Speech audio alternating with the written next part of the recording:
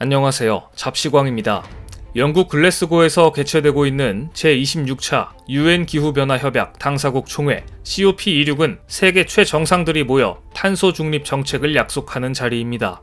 그런데 올해 총회를 앞두고 영국 BBC 방송이 그린피스 측으로부터 입수한 문건을 폭로해 파문이 일었다는 소식을 얼마 전 전해드렸습니다. 이 문건으로 인해 일본이 앞에서는 탄소 중립을 이야기하면서 뒤로는 탄소 중립을 늦추기 위해 얼마나 추악한 로비를 벌였는지 그 민낯이 낱낱이 드러나 버렸습니다. BBC는 특히 세 나라를 지목해 지구온난화 해결을 방해하는 회방꾼이라고 비판했습니다. 이들 세 나라가 화석 연료를 빠르게 벗어날 필요가 없다, 관련 논의를 줄이자며 유엔의 각종 로비와 압력을 행사했다는 사실을 폭로했는데요. 그 세 나라는 바로 일본과 호주, 그리고 사우디아라비아였습니다. 사우디나 호주는 화석연료가 많이 나오는 나라이니 그럴 수도 있겠다 싶습니다. 그런데 일본은 호주처럼 석탄이 많이 나오는 나라도 아니고 사우디처럼 석유가 많은 나라도 아닌데 어떠한 이유로 탄소 중립 정책을 늦추려고 했을까 의문이 드실 텐데요. 그 이유는 동일본 대지진 이후에 원자력 발전을 줄여야 했던 일본이 화력 발전에 의존도가 높아졌고 선진국이랍시고 화력 발전에 대한 각종 규제를 강하게 받다 보니 금전적 부담, 결국 돈 때문에 로비를 했던 것입니다. 한마디로 탄소 중립은 말뿐이었고 결국엔 하기 싫다, 할 능력도 의지도 없다는 것이었습니다.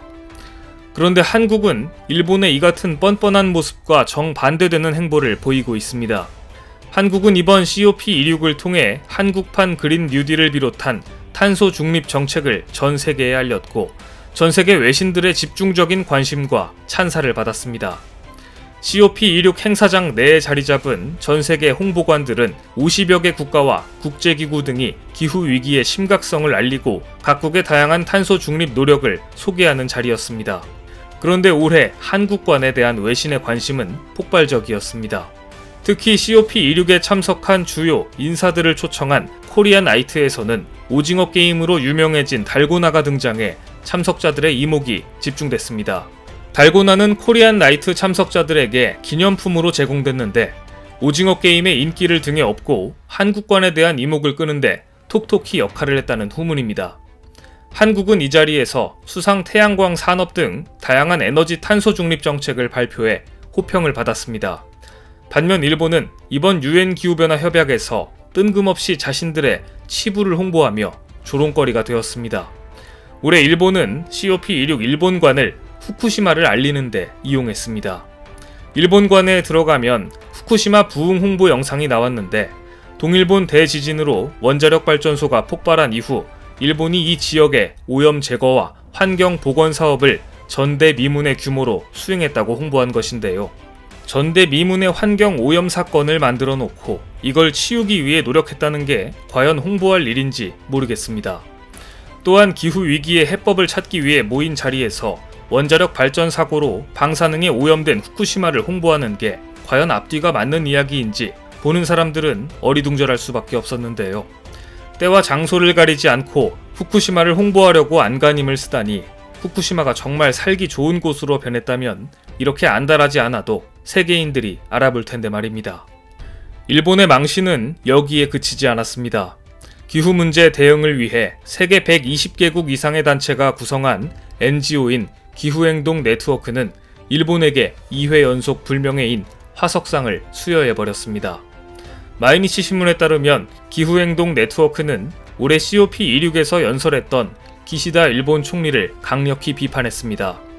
기시다 총리가 일본은 화석 연료를 암모니아, 수소 등 제로 이미지 화력으로 전환하기 위해 1억 달러 규모의 선도적인 사업을 전개하겠다고 언급하자 이런 구상은 현실적인 해법이 되기 어렵다고 비판한 것인데요. 그러면서 일본에 대해 이렇게 직격탄을 날렸습니다. 석탄 화력의 단계적 폐지가 이번 COP의 우선 과제인데 일본은 2030년 이후에도 계속 사용하려고 하고 있다. 수소나 암모니아를 사용한 화력이 무배출 발전이라고 규정한 것은 경솔한 처사다. 이런 기술이 미성숙해 비용이 많이 들고 화석 연료 채굴로 이어지고 있다는 것을 기시다 총리는 이해해야 한다. 한마디로 일본이 주장하는 것은 친환경적인 방법이 아니다. 좀 알고 말해라. 이런 뜻입니다. 그러면서 기후행동 네트워크는 기시다 총리의 발언을 이유로 온난화 대책에 소극적인 국가에 주는 화석상 수상국으로 일본을 선정했습니다. 일본은 재작년 열린 COP25에서도 석탄 화력 발전 때문에 불명예스러운 화석상 수상국으로 선정됐는데 올해까지 2차례 연속 불명예 수상을 하는 진기록의 주인공이 된 것입니다. 일본도 물론 이런 불명예를 뒤집어쓰고 싶지는 않았을 것입니다. 결국 문제는 기술력 부족에 있습니다. 일본은 입만 열면 탄소 중립을 주장했지만 실상은 여전히 석탄 화력 발전소에 의존하고 있고 심지어 석탄 화력 발전소를 수출까지 하고 있으니 말입니다. 반면 한국은 일본과 정반대의 행보를 보이고 있습니다. 한국은 이미 그 어느 나라보다 적극적으로 석탄 화력 발전을 종료하며 탄소 절감에 동참하고 있는데 이것이 가능했던 이유는 한국이 원전을 포함한 세계적인 수준의 에너지 기술력을 가지고 있기 때문입니다. 한국 기업들은 현재 해외에서 초대형 태양광 발전 사업에 참여하고 있습니다. 특히 삼성물산은 싱가포르와 인도네시아를 연결하는 초대형 태양광 발전 사업에 참여하고 있는데요. 이 사업은 싱가포르 최대 태양광 개발업체 선십과 7기가와트 규모의 인도네시아 리아우주 태양광 발전 시스템을 개발하는 프로젝트입니다. 신고리 원자력 발전소가 1기가와트급인 점을 감안했을 때 이번 인도네시아 태양광 개발 프로젝트는 원전 7기를 건설하는 것과 맞먹는 어마어마한 규모를 자랑합니다. 이 프로젝트는 동남아 최대의 국경 간 친환경 에너지 연결 사업으로 인도네시아 리아우에서 생산한 태양광 전력을 해저 전력 케이블을 통해 싱가포르와 인도네시아에 공급하는 거대한 사업입니다. 삼성물산은 탈석탄 방침을 발표한 이후 이처럼 신재생 에너지 사업에 박차를 가하고 있고 석탄 화력 발전과 관련해서는 기존에 계약한 거래에 대해서 서비스를 제공하되 앞으로는 석탄 화력 발전 관련 신규 사업에는 어떤 방식으로도 참여하지 않겠다고 밝힌 바 있습니다. 이처럼 한국 기업들은 이익을 눈앞에 두고도 세계와 약속한 탄소 중립 정책을 이행하기 위해 애쓰고 있는 것입니다. 이 모든 것은 한국에 발전된 친환경 에너지 기술이 있기 때문에 가능했습니다. 이러한 한국의 의지는 철강 분야에서도 나타나고 있습니다. 철강은 올해 처음으로 UN 기후협약의 주요 의제에 올라갔습니다. 철강은 산업 분야 중에서도 온실가스 배출량이 많고 감축하기도 어렵기 때문에 솔직히 이것을 줄이자는 말을 누구도 강력히 못하고 있었는데 이제 더 이상 미룰 수 없는 상황이 된 것입니다. 주요국들은 2030년까지 철강 부문 역시 청정 기술로 빠르게 전환하자는 협약을 발표했고 한국도 여기에 참여했습니다.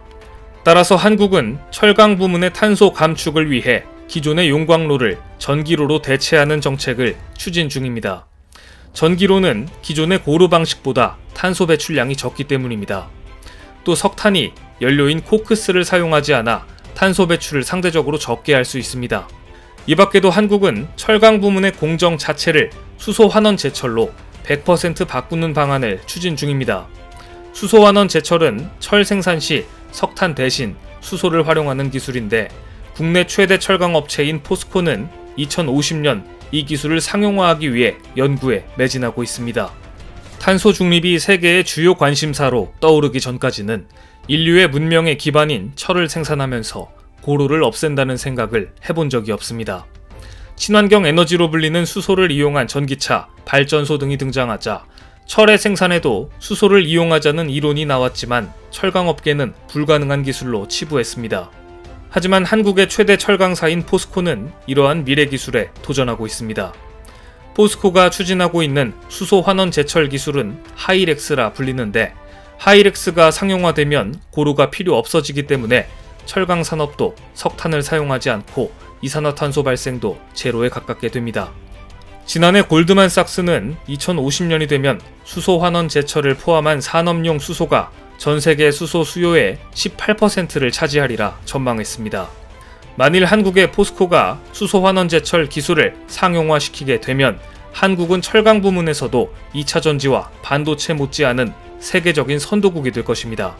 이처럼 한국은 에너지 부문에서 원자력 발전에 대한 기술을 보유하고 있음은 물론이고 수소 환원 제철 같은 신기술에도 막대한 연구 개발을 통해 세계 시장을 선도하고 있습니다. 적어도 일본처럼 기술력이 부족해 앞에서는 탄소 중립을 외치면서 뒤로는 유엔의 로비나 하고 다니며 세계를 우롱하는 일은 하지 않는 것입니다. 오늘 준비한 소식은 여기까지입니다.